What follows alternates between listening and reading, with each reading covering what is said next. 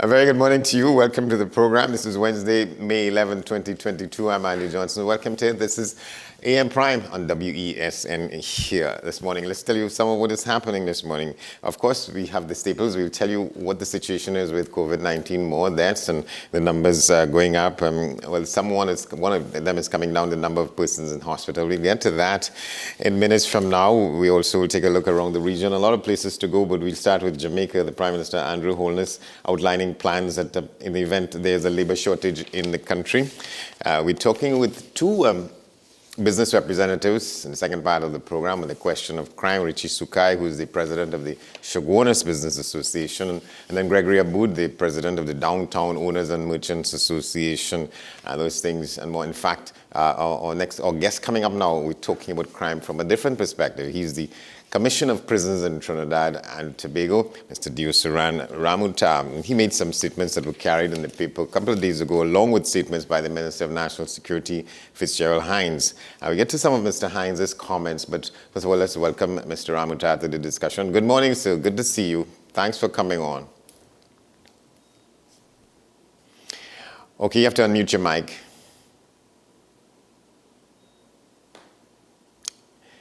You have to unmute the mic. Yeah, okay, I think it's better. Hi, good morning, Andy. Good morning, Trinidad and Tobago. Good morning, the citizens. Good morning to prison officers who are locked on. Good morning, all. Glad to be here. All right, well, thanks for coming on, and we're happy that you decided to have this discussion with us. I want to go back to that story which was carried in the papers, well, yesterday, as a matter of fact, in which the Minister of National Security was talking about the murder spike in the country and crime, generally speaking. And he made a point that has been said before, and we wanted to interrogate it a little bit, that shots are being called from inside the prison. And a reasonable question would be, if that is the case, it's not the first time that a government official has said that strikes against people are being made from inside the prison with people behind bars. How is it that it is possible to make a statement like that and nobody gets sort of targeted or fingered for that? Excuse the use of the term. Well, Andy, most of the answer to that question would be for the police officers to really pronounce upon. I can confirm that we get information that inmates in our care continue their criminal behavior via communication through cell phones, where they continue their drug and criminal empire. So I can confirm that information has come to us over the years that that's what they do. And in the last media conference, I indicated that there's a small argument that can be placed why inmates need to have phones and communicate with their family, because they need to bond with their family members. They want to understand what's going on in life, keep in touch with the world and so on. And I would agree with that, but we do have legitimate forms of communication where they can communicate to their family through visits. And we have legitimate phones on the wall where they use a phone card and they can speak to their families.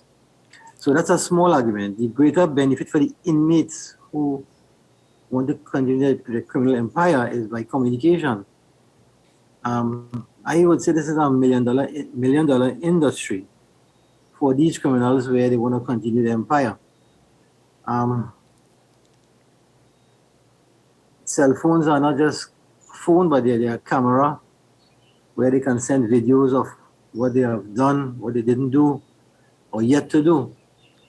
So as regards to your question, Andy, yes, I believe that the criminals are continuing their nefarious activities whilst in prison. I, as Commissioner of Prison, and all the previous commissioners, we have fought hard to prevent this from happening. I don't want to make an excuse, but it happens to the best of the first world countries and prisons all over the world. They battle with the illegal cell phones in possession by inmates. So it's not unique to Trinidad and Tobago or the Caribbean. Yeah. That's no excuse. I gave some statistics last time of how many searches we have done, how many phones we keep apprehending and so on, and how many rogue officers we intercept and hand over to the police, and then the police assist us in apprehending them just before they enter the prison. It's Yeah. unfortunate that for the protective services, rogue officers, they know how to beat the system, they know how to delay for time, judiciary. So the deterrent to do these things aren't as effective as they should be. Yes, and well, of course, there's history of attempts to sort of regulate the the presence and the use of phones in the prisons, and sometimes there's opposition to that from inside and outside, because there are people who see it as, well, the human rights of the inmates to have the phones, and whenever there's a campaign that you'll take an initiative to try and deal with it, it results in, well, backlash in a kind of way that is just more disruptive, correct? Yeah, that is correct, Andy, and I'm seeing you're choosing your word very carefully. Officers, officers have been killed because of the good work they are doing in the prison, searching the prison, searching the cells, searching the inmates. And well, let me don't paint all inmates with the same brush, right? Yes. There are some very, very good inmates. Let me use the colloquial term. Men who are big men in the jail. They come to terms with their crime, they are remorseful, and they intend to do their sentence and leave peacefully and never to ever commit a crime again. And there's a quite large percentage of inmates are like that. The convicted inmates are not the problematic bunch in the prison. It's those who are unconvicted. The people on remand. Yes, those on remand and those who are convicted for serious crimes. They are the problematic ones because they have not yet settled down to admittance of guilt. They have not, their term of what justice means is freedom. That's not the definition for justice. Freedom is not the definition for justice. Justice can be either way. So when they ask for justice and they get justice, which is a severe sentence, to them that's not justice. They have been treated unfairly. So coming back to the remanded inmates are the ones who create most of the problem.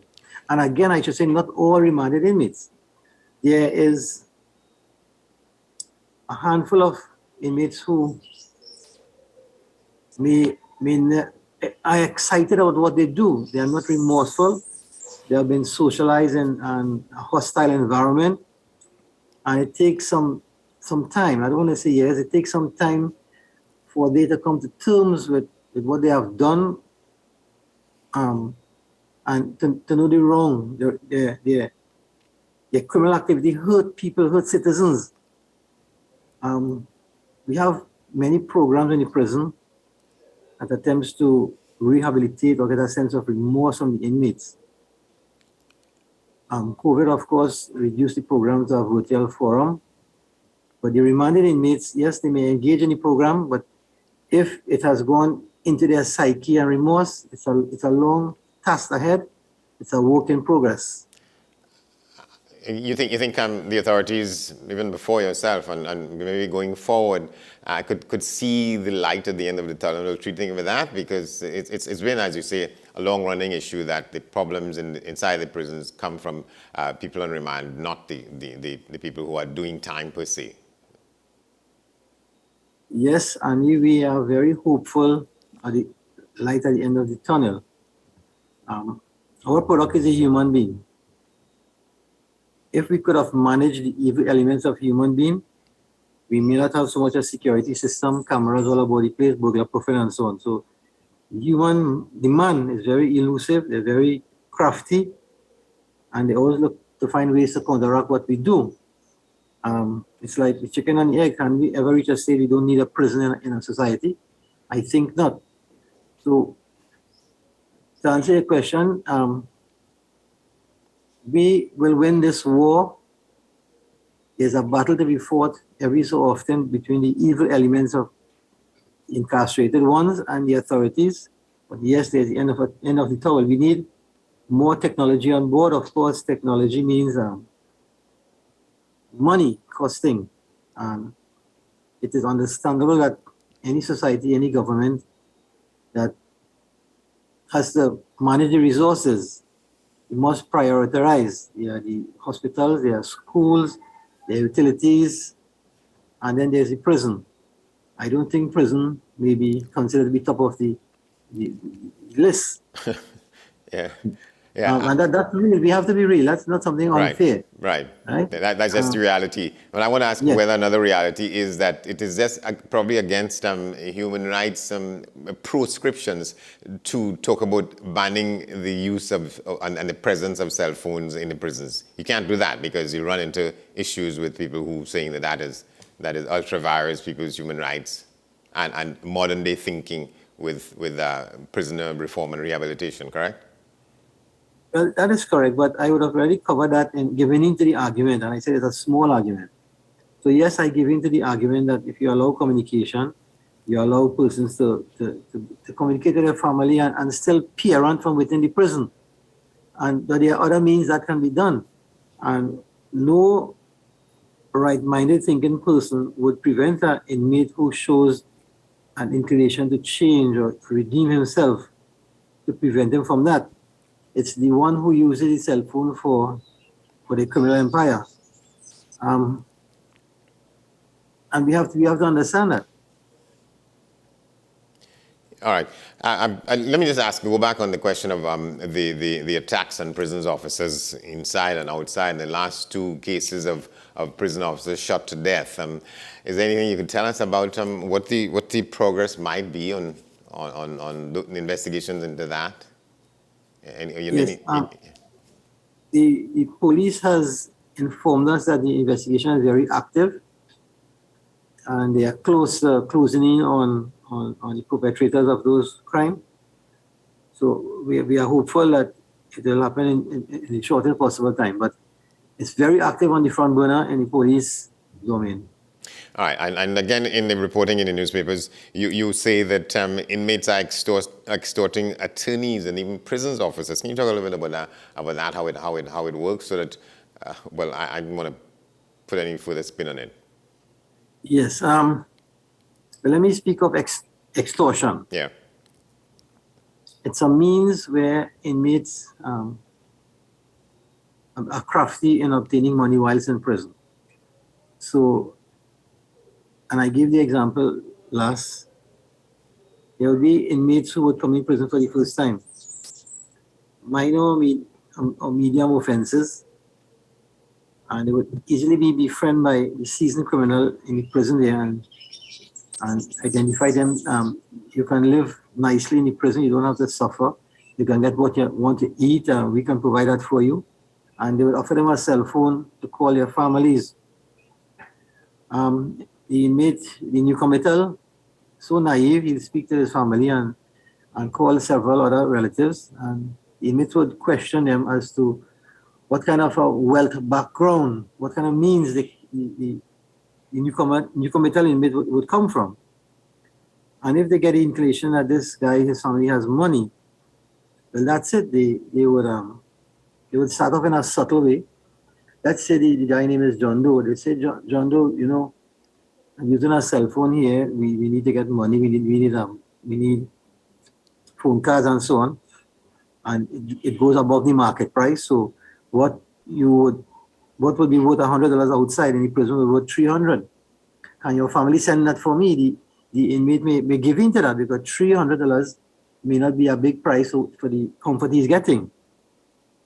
The family on the other end appreciates that. They think they have a link inside. You know, our society, I can call institution, but I wouldn't, but you know where it's advertised that you can pay some sort of a money to someone and get through with some transaction. Yes. Similarly, the inmate family would feel happy to know that they can communicate to their family whilst in prison, and they go along with this $300 small minimum fee. Within a shortest possible time, that would reach to 10, 15,000, sometimes 20,000 or 30,000, and that's when the family gets scared and they want to pull back. But they are so deep in it involved now that it's difficult to pull back. So the death threats come. The death threats come and they now physically assault the inmate who is in prison on the phone for the family to hear that. So that's the scare tactics where they get their means, they frighten the family into conducting the transaction. the families come to us and the authorities and complain. Of course, what are we to do when you would have illegally engaged in this business, and when you get a problem, you expect us to fix it immediately? Of course, we treat with the complaints, and that's one element of the extortion. Yeah, I want to get to how they work with attorneys and even prisons officers. Right. Yes, I come into that. Attorneys have complained to me within recent time, over the past 2 months. They have been receiving calls from previous clients in the prison to do transactions for them that they refuse to do. Perhaps sometimes they even represent them in matters that they don't think that the inmates have a cause or a case, but they are budgeted into it and the threats are placed upon them. The inmates, the attorneys are advised to take their complaint to the police, but I just made it known that the point I was making there is that our citizenry, please stay away from communicating to inmates illegally.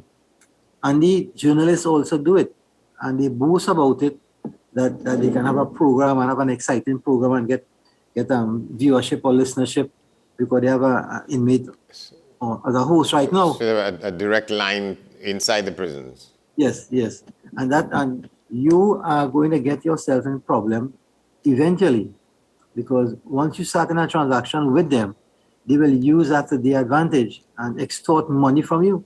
Okay. So you're saying that there's an inmate right now who's a host on a program on radio or TV? Well, it happened some months ago. The police was called in, and I think the host, the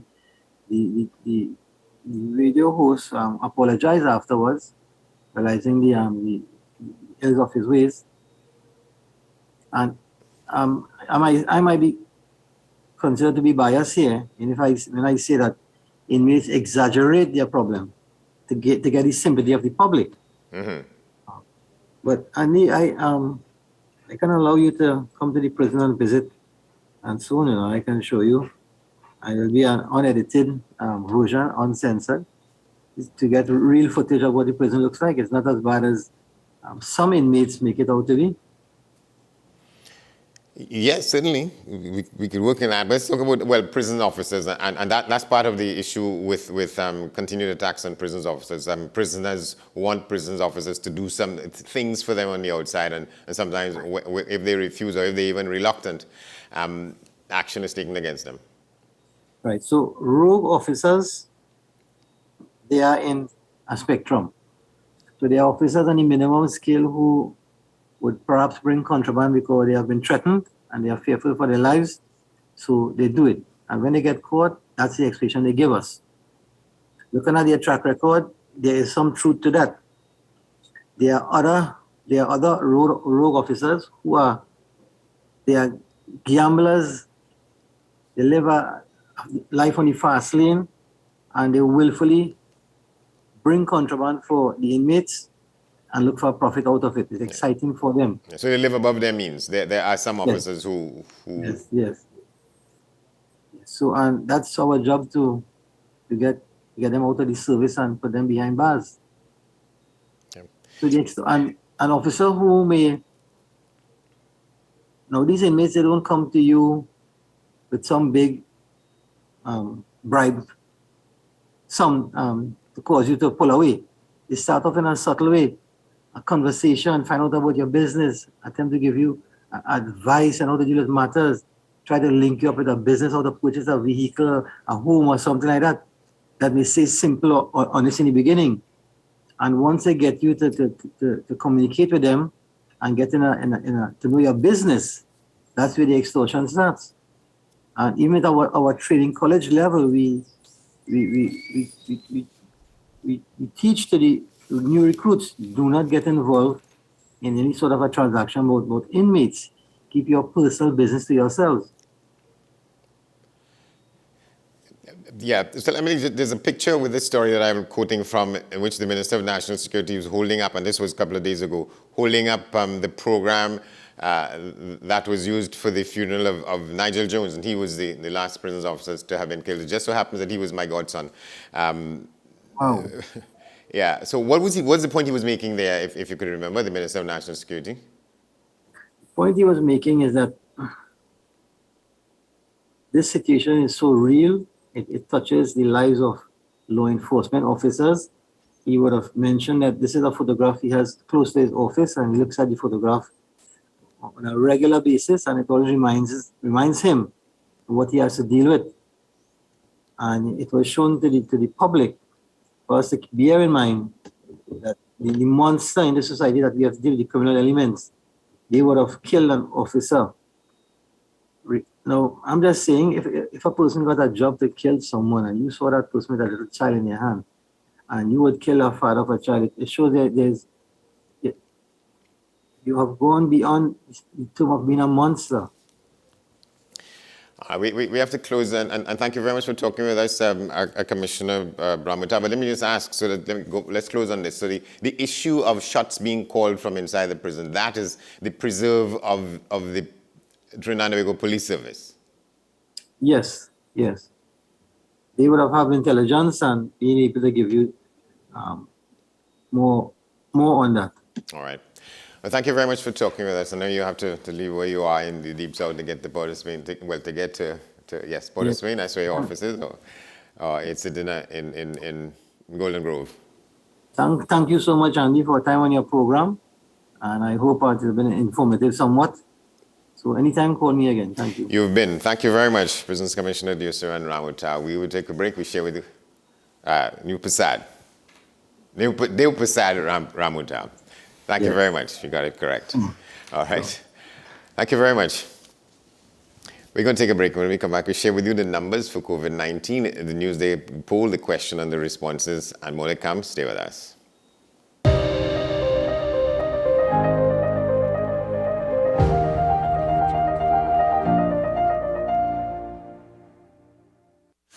North Coast Jazz 2022. You asked for it. Consider it done. Park in comfort at the Queen's Park Savannah and ride in style to festival grounds for the biggest family event. North Coast Jazz and Heritage Festival. Park, ride, enjoy. It's all about family. Family Saturday, May 28th. Together again. Festival grounds, Blanchishers. Family. A tribute to Lord Nelson. North Coast Jazz and Heritage Festival. Born here, played here. Get your tickets now at Crosby St. James, Extra Foods Arima, Sagre Grande, Grand Bazaar, Endeavour and Chaguanas, Digicel Trin City and C3 Malls, and Digicel Head Office, 11C Maraval, WESN, 38 Gattaca Street, Woodbrook, Suntix.com, or call our ticket hotline at 628-5835 or 681-1516. I love it when a company understands me and I can get support when I need it most. Accessing an eye care professional online is priceless, and that's why I choose Ferreira Optical Virtual Care. The convenience of a virtual visit fits my lifestyle perfectly because they connect with me wherever I am. Don't believe me? Then try it for yourself. Just log on to www.ferreiraoptical.com and choose your virtual care. You'll thank me later. Change your fate! Start to win at life with $20,000 every month. Win $20,000 every month for 20 years with NLCB's newest game, Win for Life. 6 numbers from 28 plus the cash ball could make you win for life. You deserve a win. Play Win for Life today. Visit NLCBGames.com for details. Players must be 18 years and over. Please play responsibly. What's the best way to grab the attention of viewers? Please exercise more patience. You have to be kidding me. Doing what we do best. I'll say at the very least it's a conspiracy of laziness against the people. Join me, Keaton Shaw. And me, Sean Michael Small, for Talking Point. Weekdays from 8 a.m. to 9:30 a.m. We go in-depth on the trending issues and engage the most controversial newsmakers as we get them to account to the people for their actions. You can't go to the government with nothing. You can't go to cabinet with an empty hand, with a wish. I'm glad that we're having this a sober, mature discussion. In the present situation, I expect a continuation of the chaos. Join us for the discussion, Mondays to Fridays, only on WESN, the Content Capital. Let your voice be heard. Call Madam Fix It on WESN, the only place that effectively helps you with your woes. Having problems getting onto government agencies, water woes, NIS and pension problems, potholes, and much, much more. Call me, Madam Fix It, every Monday, Wednesday, and Friday, right here on WESN. Let me fix it for you. Is it politics? What is it? Is it that nobody cares about sports? The kind of support that sport used to get in the past is no longer here. The thing is, taking a knee doesn't mean that that's the only thing you're doing on it. Right. Taking a knee along with other stuff. Samantha, what are you looking forward to when you return home to Trinidad and Tobago after winning the title? Thank you very much for speaking it into existence. Is it no pressure on Nicholas Ball? It makes me more motivated to work hard and to go out there and rep the red, white and black. Why are we sending a team to the Winter Olympics? There are a number of Trinbagonians who are in the diaspora and have grown up in winter sport. It's an opportunity that the Trinidad and Tobago Olympic Committee will not close the door on. I also believe in the players that we have. Once you can motivate the players, you can get the best out of them. It may seem like the hardest thing to do right now, but we all need each other to wear a mask, wash our hands, watch our physical distance, and stay at home. We need you safe. Together we can make the difference. Together we can curb the spread of COVID-19. So let's be responsible in our actions. The Trinidad and Tobago Red Cross Society. Mission-based, people-focused, community-driven.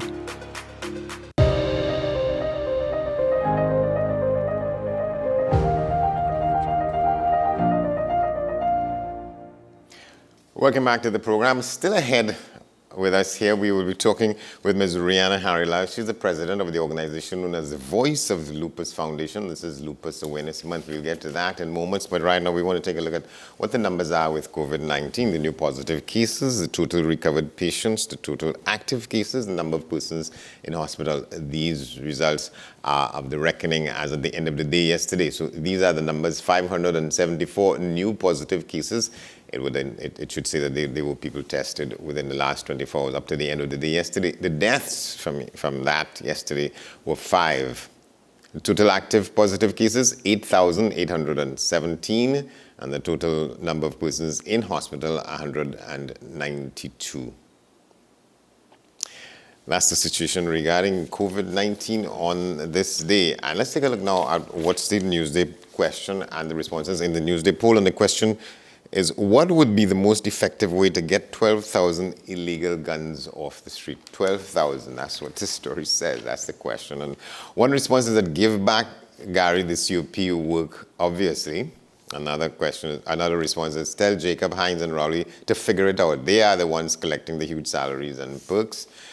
One other response, step 1, stop the illegal importation of guns. Step 2, remove the big boys who oversee the drug trade and reward of government contracts. Step 3, clean up the police service. The rest will fall into place. And response number 4, offer incentives and protection to persons who come out and speak. So those are the responses to the question. On the other side of this, we will introduce you to what's in the Newsday Trinidad and Tobago and the Newsday Tobago today. But right now, let's get to our discussion with Ms. Rihanna Harilal, president of the Voice of the Lupus Foundation, as we observe Lupus Awareness Month. Good morning, ma'am. Good to see you. Thank you so much for having me. So let's talk about lupus. Explain what it is, how people come by it, and how you deal with it, and what are the questions of awareness and what we do and don't do. Right. So yesterday was the observance of World Lupus Day. All nations across the world observe May 10th as World Lupus Day. And the Voice of Lupus Foundation is a part of the World Lupus Federation.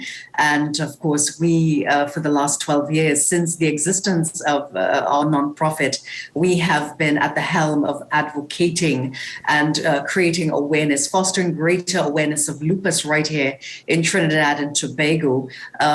Lupus is a chronic autoimmune disease. It's a disease of many faces. There are no two lupus patients that are identical.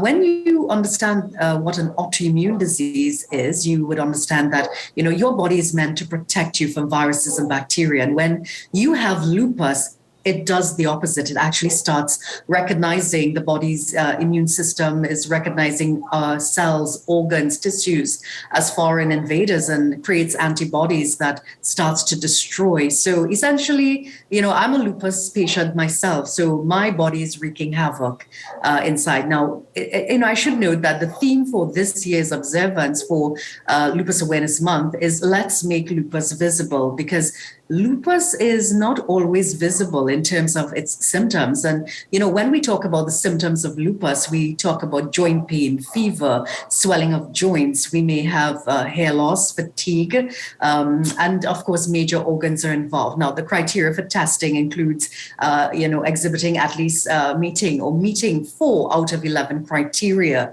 to even begin the testing stage for confirming lupus. It's not one of those diseases that you can just simply walk into a health facility and get tested. You have to be screened. Genetic factors also play a role in the diagnosis, and it takes approximately, between 3 to 6 years to even get a confirmed diagnosis, because lupus mimics so many other diseases. So it's very, very difficult to diagnose, and of course, it's very hard to live with. Also, the challenges of living with lupus.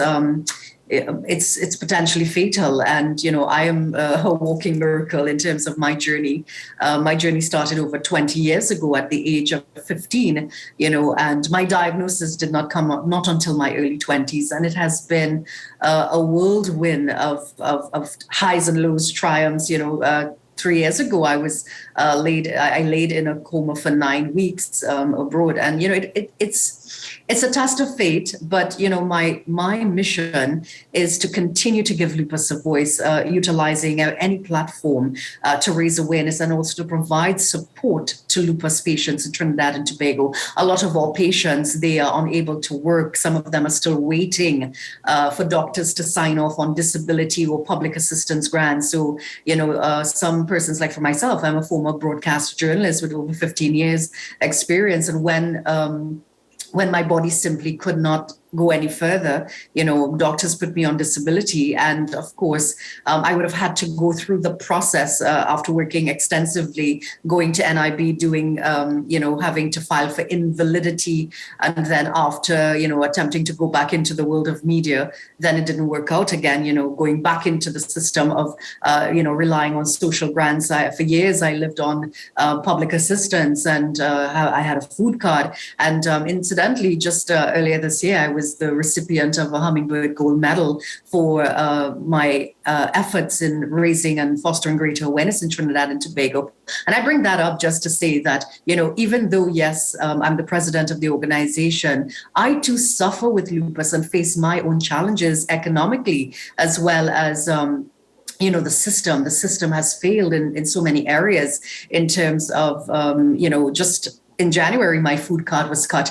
I receive a disability, but there are so many lupus patients who are struggling to get by. And this is where the organization comes in, not just food, but medication. And during the pandemic, we were at the helm of, lobbying the government to ensure that there was an adequate supply of hydroxychloroquine. And the issue still remains where there is an interruption in the treatment and management of lupus in this country. Patients are not always able to access their medications, hydroxychloroquine, drugs like Celsep or Imuran, so it's very, very difficult. And this is where the organization, through efforts of sponsorship by the corporate Trinidad and Tobago, as well as private citizens, we're right now in our fundraising campaign through our Walk for Lupus. It's a virtual 5K where we raise money. All the monies that we raise, it funds the activities at the Lupus Learning Resource Center.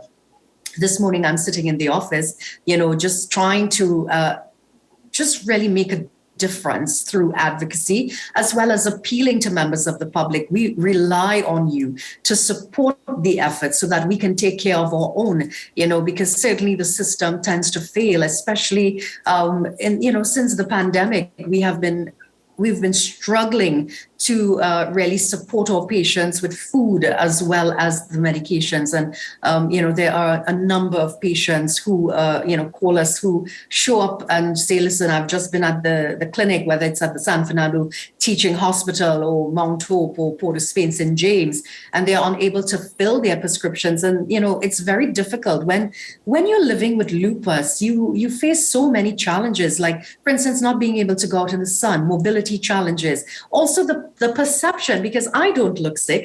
Had I not told you that I had lupus, you would not have known, right? So that's why we are mounting this awareness campaign to make lupus visible, because clearly you cannot see my illness, but it does not mean that I am not sick. I'm not battling every day for my life. And it's a real struggle. So that's why awareness and platforms like this are much appreciated for our NGO to continue to just raise awareness and get people in the know. Because how can you say you have lupus if you don't even know what it is? How can you say you don't have it if you don't know what it is? Right. And you say that there are 11 criteria which establish whether you have it or not. But if you have 4 of those 11, then you count it as being with it. What are some within of them? The criteria, right, within the criteria. And the criteria simply is a list of symptoms that you must be exhibiting for a prolonged period to begin the testing. Now, the criteria for testing, so we talked about joint pain, swelling of the joints, muscle pain, fever, of prolonged fever that's more than 100 degrees Fahrenheit, chronic fatigue, constant fatigue. You may have rashes coming up on the skin, photosensitivity to the sun as well as fluorescent light. You may have mouth and nose ulcers. Your hair might be falling, weight loss, weight gain. You may have sores exhibiting on the body that's triggered by stress. And I must add that what causes lupus, and I think that's like the number one question. Yeah. Scientists are still, it's still unknown what really causes it. But what we do know, it's isolated to genetical factors, environmental factors, as well as stress. So stress also triggers lupus, and of course, we know that stress is the number one killer of cardiovascular, what have you, and stuff like that. But there are 4 types of lupus, and we must make known that there are 4 types, because when people hear the word lupus, they think it's just one type, but there are actually 4 different characteristics of how this disease works. So the first one, systemic lupus, which affects all the organs in the body. It affects every system in our makeup. And then there is one that's isolated just to the skin. It's called discoid lupus. And then there are neonatal lupus, which affects newborn babies, and then drug-induced lupus. And do you know that there are some medications that are used to treat anti-seizure medications, as well as cardiovascular, even diabetes, that causes lupus-like symptoms. And usually it clears up. Once you stop taking the meds, it clears up unless there's organ involvement, And that's another criteria. What do you mean organ involvement? Organ involvement, we're talking about kidneys, we're talking about the liver, we're talking about the lungs, we're talking about the heart. 85% of those who are diagnosed with systemic lupus, they develop something called lupus nephritis, which is a class of lupus which affects the kidneys. So you go into renal failure. Yeah, you said you spent 9 weeks in a coma? Yes. Yes. So my entire body started shutting down, and to preserve me, doctors induced a coma so that my body could make a complete lung, because I had a blood clot in my lungs, Yeah. So it was induced, and was that a difficult decision to accept, or how did you go into that? I mean, who agreed that? What were the chances of saying no? You didn't want to be put into a coma. I didn't have a choice. Yeah. I did not have a choice because I had collapsed. I just returned from Australia. I went to represent Trinidad and Tobago and the Caribbean at a lupus summit. Now I'm also a global ambassador for the cause, and at one of our summits we I came back to New York, and I was on my way to Trinidad. This was in 2017. And while at the hotel, I collapsed, and I don't know what happened. All I know is that I woke up in the hospital, in the ICU, connected to so many different machines. And, that was the most frightening experience I had. But I believe had I not been there, maybe that would have been the end of my life, but I thank God for, a second chance. And, I always say that my story is one of the power of bouncing back, and God is good. He has been good to me. And, my life is that of servanthood. I live to serve, and I live to make a difference, to create a difference. I mean, what will be our legacy, when we leave this world? I mean, I came empty, and I want to leave empty. Whatever I have, God has stored up in me. I want to give it back. I want to be able to, be a vessel to be used in a positive way to bring change, to effect change, and to really help the community that I represent, because we're struggling. We are struggling. I mean, we're not very huge in numbers. I mean, our internal patient registry is over 1,000, but that number, of course, is a lot higher when you factor all the various RHAs and stuff like that, but we are facing so many issues in terms of accessing our medication, because there's always an interruption. I have patients telling me that they're actually, they are meant to take, let's say, 2 hydroxychloroquine, which is 100 milligrams every day. Some of them, 200 milligrams a pill. 1 hydroxychloroquine is 200 milligrams a day. Some of them have to take 2, and some of them have to take 4. Some patients have been forced to just take 1 pill a day every other day, just to stretch what they get in the hospital, because the drug is a bit expensive. Since COVID, the price gouging started when it was touted by the then US president that it was a potential cure for COVID. Every Tom, Dick, and Harry was running to get hydroxychloroquine. Yeah, I'd seen that it was saying that was the drug for COVID, and it turned out to be not to be the case. Of course, and we have still seen, there was severe strains with supply, especially coming out of India and stuff like that. And, because of our efforts, we were able to get the one of the manufacturing companies, Ipca Drugs, based in India. They saw my plea, and they saw the support that we were trying to get for our patients during that critical time. And they were able to sponsor a few boxes through Anthony P. Scott. And then moving forward last year, in the month of May for last year, Ipca, as well as the distributor, they would have donated 3,000 doses of the drug. And this is how we are able to, donate it free of charge to our patients. And even when we have to purchase, patients don't pay. We are, subsidizing this through the donations that we raise whenever we do fundraising initiatives and stuff like that, just to, help our patients, because many of them don't work, many of them. Because they can't work. It renders people unable to perform basic tasks. That's correct, because one day you're up, and for the day that you're up, you pay for it in the other 4 or 5 days, and no employer that I have known through my experience has been able to really support sometimes your inability to show up at the job, because sometimes getting up on mornings, it takes an effort, because of fatigue, because of joint pain, especially it's like, an old vehicle, and you have to, you start the engine, and you have to wait for it to, to warm up, the engine to warm up before you can move forward, and it's like that, because the best way to describe fatigue to you, and for someone who has no idea, think about 300-pound weights on each leg when you get up on mornings.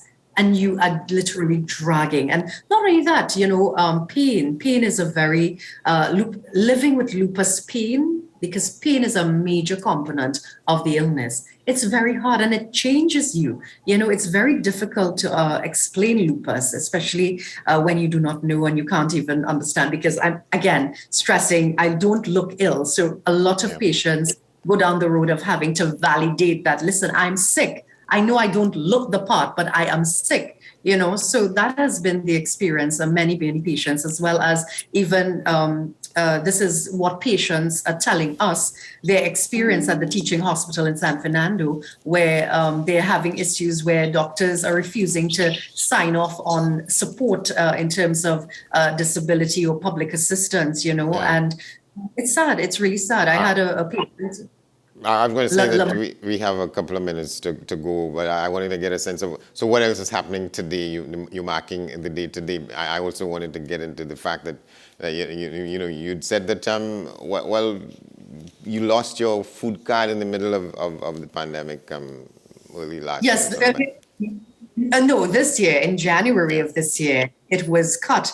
I think new regulations announced by the Ministry of Social Development said that once you were receiving disability and those who are pensioners, they would no longer have access to food cards. It's not just yes, that's correct. It's not just myself. We have I think over 150 lupus patients who have fell in that category, who had their food cards stopped and stuff like that, Because you're getting other kinds of assistance. At least that's what the authorities are saying. So that when you add up. Yes, but $2,000, living on $2,000 a month, very difficult when you are unable to even get your medications through the hospital and you have to buy it. Yeah. One hydroxychloroquine can go as high as $9 for one. And many patients have to buy these things, and this is where we come in to try to, at least ease the burden, and not just in medication, but through food support every month. All right. So what else is happening today? How do you market apart from occasions such as this? What do people do today to mark this day? Well, a lot of people not today, yesterday, we had a whole camaraderie of various corporate entities. Central Bank posted their photos with all their employees wearing purple, because purple is the color for lupus awareness. Yeah. So the tag was really Pop for Lupus, which is put on purple on May 10th. And so we had so many SAPA actually lit their building purple. They went purple to raise awareness, stand in support and solidarity with the organization. The mayor of Chaguanas yesterday sent out a little voice, a video, for the organization supporting, so that's how we mark the day, really, to drum the support up in terms of asking persons to wear the color purple to represent the cause and to also help us, make lupus visible through, what you wear in terms of purple. Hey, why are you wearing purple? You tell the story, yeah. The color purple, that was the title of a movie, right? All right, Rihanna, Harilal, thank you very much for talking with us. Yes, and I just want to add, for those of you listening on, please support us. We're hosting our virtual 5K. It's up until the July 31st. Call the organization. You can contact us. And even if you, you just want to make a contribution, you can reach out to the Lupus Helplines number. Which is what? Yes, 327-0220, as well as the Lupus Learning Resource Center's office number, 221-9677. And of course, all our social media handle, Voice of Lupus. Okay, so remember, there is us in lupus, and we can do this together. Thank you so much, Andy Johnson. A legend you are. Always a pleasure. Thank you so much. I mean, my profession, being in media, valuing persons like you. I mean, I grew up looking at you in television. Grew up. Got the privilege to walk the road as being called a broadcast journalist, being trained by one of the greatest, Barbara Soon. My life is a living testimony, and thank you so much. It's great to see you, and all the best to your entire team. Thank you very much for all of that. Well, let's go straight to our first look around the region. Now we go to Jamaica, where we told you that the minister is outlining plans to take care of the possibility of a labor shortage. TVJ has more. To import skilled workers or not? That question has become a subject of debate since Prime Minister Andrew Holness told the country that the shortage of certain skilled construction workers could force the government to allow overseas workers to come in and fill the demand. On Friday, Mr. Holness advanced the debate. Jamaica can be the place where people choose to come to work. It don't matter where they come from. If they come here to work, the income that they work going to stay here. They might send back 20% of it, but 80% stays here. He added that Jamaicans are engaged in the practice many are now seemingly opposed to. We have been exporting our labor. Almost 25,000 Jamaicans leave every year. They send back 20%, and where the 80% stay. Whose economy have they been building? If we are going to rapidly build our economy, We need to create the infrastructure. Mr. Holness further reasoned that many potential workers are now engaged in a life of crime, and he will try to find ways to get them into the local labor pool. We intend to put in place a program to ensure that all our young persons become available to the labor force. So they have to go through, some of them, a program of national service to adjust their behavior, adjust their attitudes, and reset their mentality towards work. All the people who are into scamming, chopping, they could be very good workers in the BPO industry. And speaking about jobs for young people in BPO businesses, Mr. Holness addressed concerns some people have about the sector. Whilst I well understand the challenges of the BPO sector, the truth is that it is the fastest growing employment creation endeavor, business in Jamaica. And regardless of the complaints, it is putting income in the pockets of over 52,000 Jamaicans. All right, so we go to the news at 7. On the other side of that, 2 views from business leaders in the country, what they see as the rising crime, the continued rising crime in the country, and the silence of those in authority to do something about it. Richie Sukai, president of the Chaguanas Business Chamber, and Gregory Aboud, president of the Downtown Owners and Merchants Association. That downtown is Port of Spain, Trinidad, the capital city. Stay with us.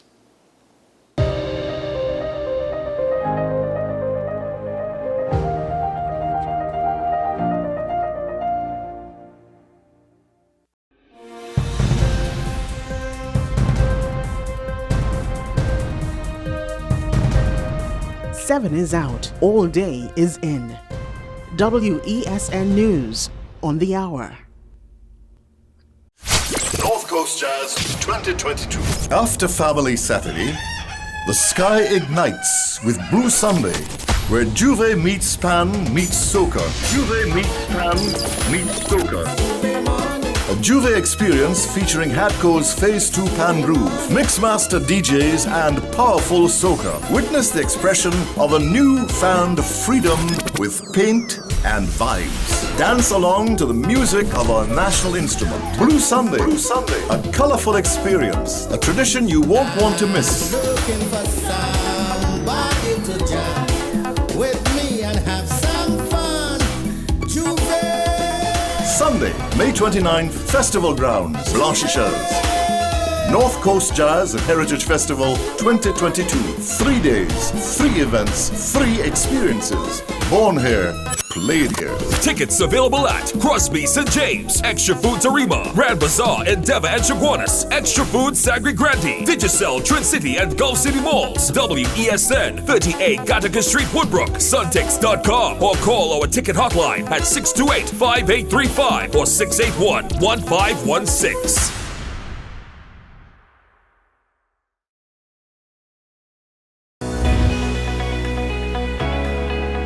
In this season, we talk more about health, wellness, and everything in between. I am so excited to share with you everything about health and wellness so that you can design the life that you've always dreamed of. Join me here on What's Up Doc. What's Up Doc? Tuesdays and Thursdays here on WESN, Content Capital. Is it politics? What is it that nobody cares about sports? The kind of support that sport used to get in the past is no longer here. The thing is, taking a knee doesn't mean that that's the only thing you do in Andy. Right. Taking a knee along with other stuff. Samantha, what are you looking forward to when you return home to Trinidad and Tobago after winning the title?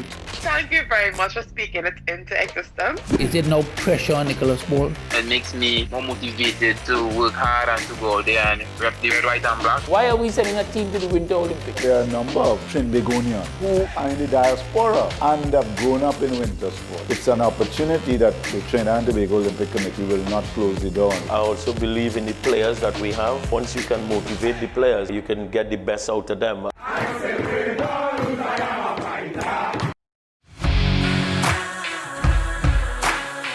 Every day, we communicate through stories. Stories of ourselves, our challenges, our goals, our experiences, and our aspirations.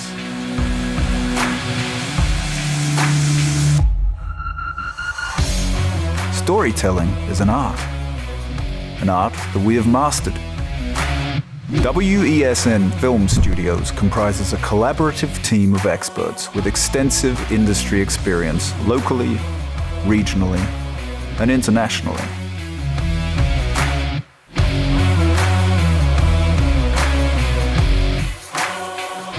The ability of your business to successfully communicate with your preferred audience depends on the strength of the stories you tell. Your vision should be communicated in a high-quality, professional, and creative way.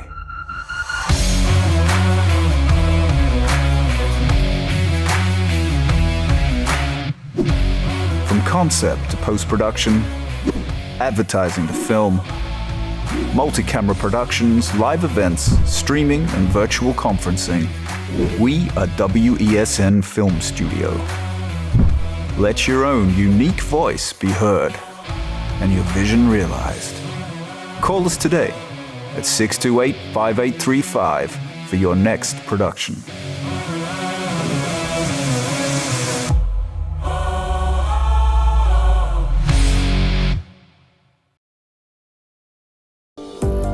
Join me, Sule A. Joseph, as I delve into the day-to-day psychological issues plaguing our society.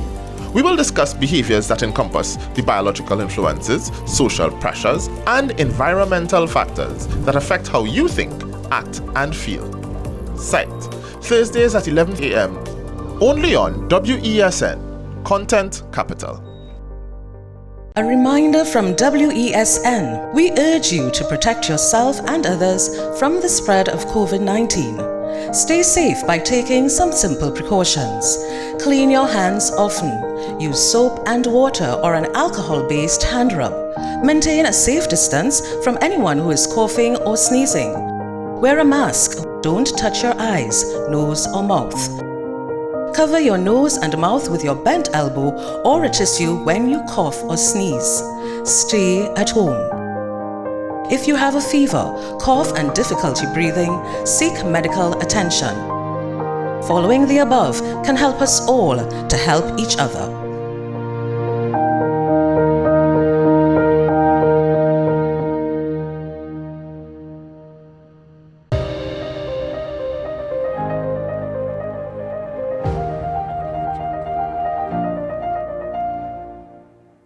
Welcome back to the program. Well, business leaders in various parts of the country have been speaking about what they see, speaking out about what they see as, again, high and rising crime, sporadic instances of lawlessness in different parts of the country.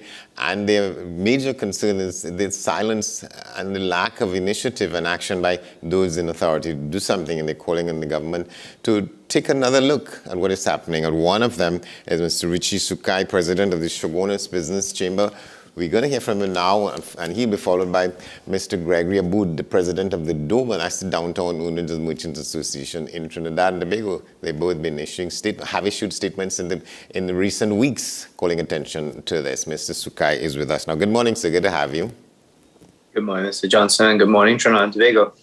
Thank you for having me this morning. Well, you're very welcome. So let's get to it. The thing is that the main lament is that there seems to be... how do we describe it? A lack of attention, an absence of sort of known concern and action by those in authority, those in the positions to do that? I will say it's total disorder and chaos that is going on in Trinidad and Tobago, and it's happening through all sectors. The business community obviously have been heavily impacted due to COVID-19. I wouldn't say only the business community. The entire of Trinidad and Tobago, the world, all different sectors have been, severely impacted. We're now starting to come out from this issues that we're having, but globally, we are also having increased inflation. We see where supply chain issues have been crashing. The cost of business has been increasing tremendously. And having that, we have issues such as lawlessness that is taking place in Trinidad and Tobago and continually being taking place and getting progressively worse over time, it's only adding to the cost of doing business and is not making the business environment throughout the entire country look lucrative, productive, and will attract any sort of investment whatsoever. This is a cause of concern for a time like when we're suffering from low foreign direct investment. How are we going to look at attracting new individuals into our country? How are we going to take some of these individuals that are looking at options as Guyana, St. Lucia, the rest of the Caribbean as a more viable option than Trinidad and Tobago, where we're supposed to be the hub, we are supposed to be the leaders, and instead of our leaders taking the bull by the horn and basically putting a control on it, everything has been allowed to deteriorate. And the behind that, the real issue is that you're not seeing any kind of attention being drawn to it by those in authority. And that is true. I mean, recently we had a press conference called by the Minister of National Security, and I don't know if it was more like a show to the population because it said nothing. It lacked substance, both by him and the acting commissioner. It lacked any sort of substance, right? They know exactly what is the issue, but what is being done? What are the solutions? Are we going to improve on our CCTV cameras monitoring? Is the data coming back to be able to give the individuals or the men and women who are in the police service the information to go ahead and stump all crime? I can tell you, for instance, in Central Division, we have been working closely with the senior soup, Mr. Kirk Simon.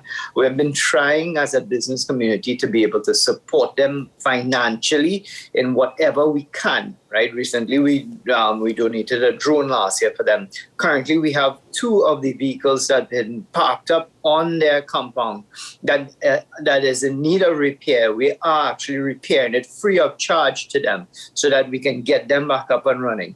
Ministry of National Security gets a lion's share of the budget every single year. What has been done with the money? I think the individuals who are in charge of management, even those who are in charge of looking after the servicing and maintenance, need to be fired because they have been doing a poor job, right? And I'll say it again, and I have no qualms in saying it. They've been doing an absolutely poor job in the way that they handle how the maintenance has been done for the police services. Go back over that. You say that in the organization is assisting in the provision of services and facilities for the police division in your area. Yeah, I actually, yes, we provided a drone for them. We have provided some other like computer, for instance, some hard drives, some computers for them that they just didn't have the resources to buy. And I asked the senior soup, I said, is there any vehicles that are parked up in the compound, like low-hanging fruits that we can get repaired and bring back to you guys so that at least you could have some more units on the road? And he did send he did identify 2 vehicles, which we are currently in the process of repairing for them, free of charge, that is, right? And this is to at least give them some sort of support. So to say from the business community side, we haven't been doing our due. We have been giving our sort of assistance and support to them. Who would be you advocating be removed from their positions? I think the person who's in charge of maintenance has been totally. You see it if you go to garages and you see there's like a graveyard of police vehicles that are down for maybe stupid stuff. And I think that whoever is in charge of doing this have been doing a poor job over time.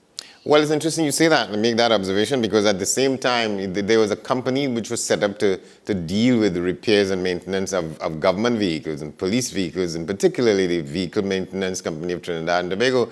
But they've recently been advertising they're taking business from everywhere else now. So one wonders, well, what has happened with that policy, that is the company that was set up to fix government vehicles, particularly police vehicles? That has been not that VEMCOT has not been functioning as the sole provider of services to the police services or any arm of the government for the longest while. That's why they decided to open to the public and be able to take vehicles in as to keep them afloat. However, they do have the police services have a contract and tender that they send out to garages, and then they approve whoever they want to at the end of the day. What I'm trying to say is that whatever has been done and however they're doing it is clearly not working. And if the authorities want to change it, they need to look inside and check the management, because management has been poor through and throughout. You can tell me, right, that we have a country where maybe we have the latest technology, like for instance, the Coast Guards. They have some of the far more superior boats within the Caribbean, and we don't have gas to fill these things.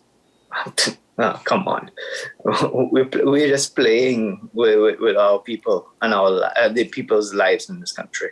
Right. On top of that, your organization, as well as others, are lamenting what is seen as the silence and the flat-footedness of the people in charge. Well, in this case, the politicians. It's either they like it, because honestly, there's no reason why we can't do certain things. They know that the cell phones in the prison services is a big issue. Why can't these cell jammers be up? Why can't they be placed in such a position? Because technology has been increasing and could be a tremendous help to the police service, but yet we refuse to be able to go into this direction, be in this archaic way of doing things. And I think that is working for them, but it's definitely not working for the population. I'm tempted to ask, what is the sense that the people feel that certainly the Minister of National Security is managing this portfolio in a way that convinces anybody that his support is necessary? You know, Minister Hines Minister Hines is fairly new to this position. However, I will say whoever that they put and who, if they don't have a true directive of really changing Trinidad and Tobago, we've just been spinning top in mud.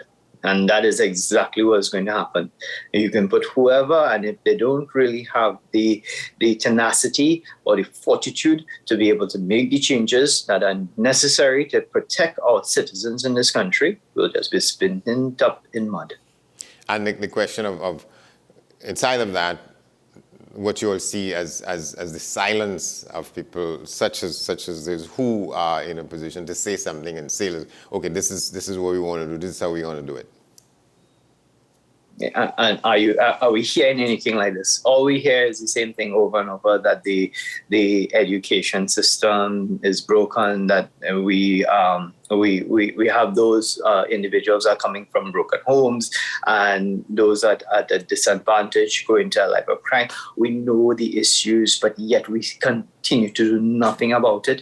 If you look at some of the major traffic lights in this country, you'll see many young men who are able young men are just holding these windshield cleaners just to be able to clean windshields. They could be put to more productive use. Just to draw an example, during the recent blackout that we had, most of the traffic lights through and through the country were down, and these individuals were able to take the mantle of what the police were supposed to be doing and direct traffic. And they did a good job. Traffic management, yes. Yeah, they did a pretty good job. You know, I give those young men kudos for that. And then that is something that the government should have looked at and say, you know what, let me go and speak to these individuals, see how we could adopt them into these services. Maybe they may not have the necessary qualifications, but I'm pretty sure with the right guidance, they can be trained to be able to put to more productive use than just to run down a car to be able to clean the windscreen, because I'm not too sure how much money. And if you see the numbers are increasing daily. It's become an industry. It's become an industry in and of itself. At every intersection, anywhere you see them. You know, I mean, sometimes I want to give up my job and I'll be able to do that also. But you think we at a point where we must have another crime summit? We need to do something in this country, and I'll tell you for one thing that the Shogun's Chamber is going to do, and we're deciding to host with the community, not just the business community, the community at large, start having pockets of meeting every month to gather a sense of what is going on, call all the necessary stakeholders within the Shogun's community, and kind of have a sense of what's going on, and so that we can connect the dots between the community and the authorities, so that if we know that certain areas are, and that we know for a fact are hotspots, that we need to put extra focus, definitely we will start to bring it to the attentions of the authorities, call them out on it, and then after start to have checks and balances, because no one's keeping checks and balances. So the chamber is going to take it on themselves, on part of our mandate. Yeah, part of our mandate. Yeah. All right, Mr. Sukai, thank you very much for talking with us. No, it was a pleasure. Thank you very much. So let's see if we can move now directly to Mr. Gregory Aboud, the president of the Port Downtown Owners and Merchants Association. We come back with him in a moment. Stay with us.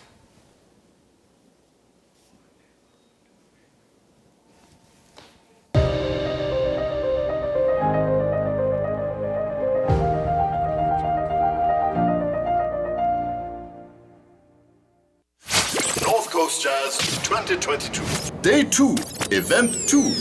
The big day is Family Saturday. And the biggest stars are performing on festival grounds. Michelle Sylvester, Ruel Lynch, Patrick Gordon, Adam Hagley featuring Tony Paul, Leandra Head, Johan Chuckery, Sharon Phillips, Freetown Collective, powered by festival band Dean Williams and Company. Each master talent will perform a song from Lord Nelson's wide catalogue. Saturday, Family, May 28th. Together again. Festival Grounds, Blanchisseurs. Family, a tribute to Lord Nelson. North Coast Jazz and Heritage Festival 2022. 3 days, 3 events, 3 experiences. Born here, played here. Get your tickets now at Crosby St. James, Extra Foods Arima, Sanguine Grande, Grand Bazaar, Endeavour and Chaguanas, Digicel Trend City and C3 Malls, and Digicel Head Office, 11C Maraval, WESN 38 Gattaca Street, Woodbrook, Suntix.com, or call our ticket hotline at 628-5835 or 681-1516. Tune in to WESN Content Capital from May 5th to 13th as we bring you exclusive coverage of the TTCB's T20 Festival. 8 teams will face off at the Cricket Centre in Balmain, Couva. Follow us for the live action only on WESN Content Capital, your home for cricket. Every word, every line, every paragraph depicts a real moment in someone's life. A father, a sister, a mother, a brother. We at Newsday are dedicated to you, the people, and through independent, unwavering journalism, strive to always bring your stories to life. Because your stories are more than just words. Newsday, independent and credible. Let your voice be heard. Call Madam Fix It on WESN, the only place that effectively helps you with your woes. Having problems getting onto government agencies, water woes, NIS and pension problems, potholes, and much, much more.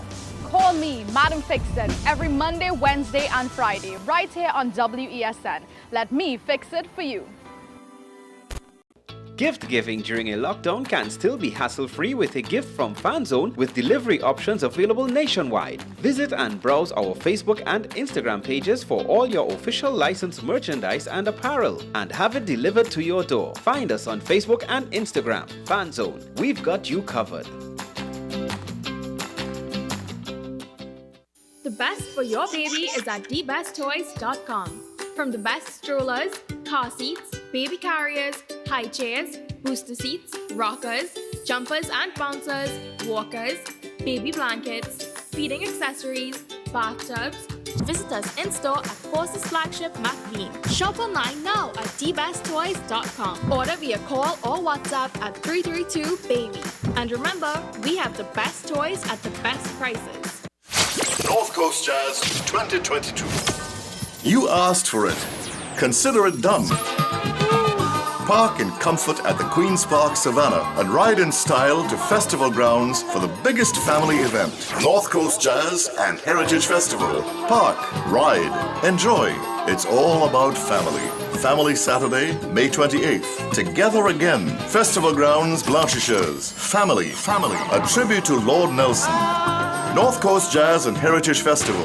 Born here, played here. Get your tickets now at Crosby St. James, Extra Foods Arima, Sagman Grantee, Grand Bazaar, Endeavour and Chaguanas, Digicel Trend City and C3 Malls, and Digicel Head Office, 11C Maraval, WESN 38.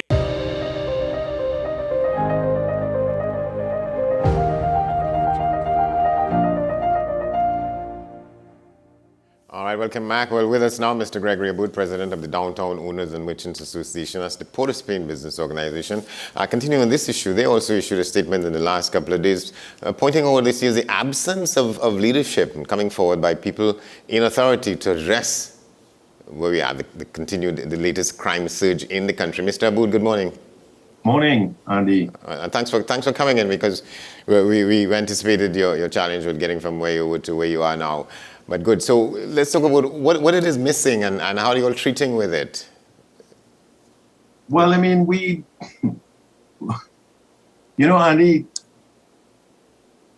that is such an age-old question.